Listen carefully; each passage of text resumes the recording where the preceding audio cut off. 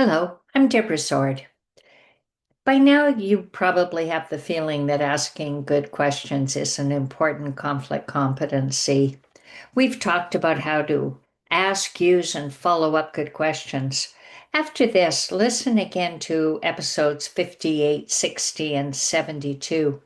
And we also request your good questions at the end of episodes. But what makes a good question the right question for the conflict you're having? You've heard the expression, there's no such thing as a silly question. Well, in conflict, there are some questions that are less than helpful. Those questions can keep a conflict going, escalate the conflict, or inflame hard feelings. Here are some examples of not so good questions. Number one, these questions are your position or your defense, but you change your voice at the end of the sentence to make it sound like a question. You know the kind. You can't really believe I did that, can you? Not as good a question as asking, what do you believe I did? Or you on the defensive, you know I wouldn't do that, right? Not as good a question as asking, what reason do you think I could have for doing that? Second example, an accusation dressed up to be a question. You've probably said or received this kind of question. What on earth were you thinking that you figured you could get away with that? Not as good a question as asking, how did you see that ending when you started out? Example 3, a speech with no question in it. You hear these in meetings, especially a political town hall with a microphone. Someone gives a long speech, adds a justification, and then waits as if a question had been asked.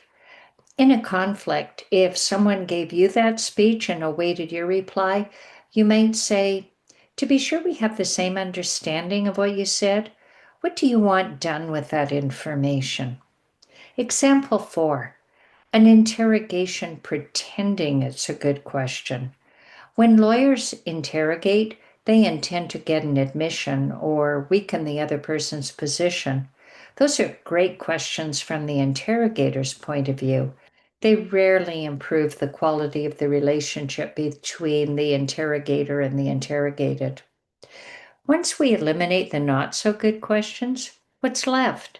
An important characteristic of a good question is that it's the right question for that moment.